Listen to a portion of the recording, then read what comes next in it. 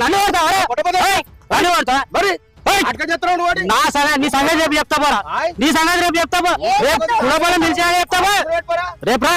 అడిగా రే నన్ను ఒక్కరిని చూసి కొడతారా రేపు నీ సంగతి చెప్తారా ఈ సంగతి పక్కా చెప్తా పంచాయతీ పెడితే వెళ్తారా రేపు 4 రూపాయలు సంపాదించడేమో ఇక ఆగుతలేడు పెద్దోళ్ళన్న విలువ ఇస్తలేడు మర్యాద లేదు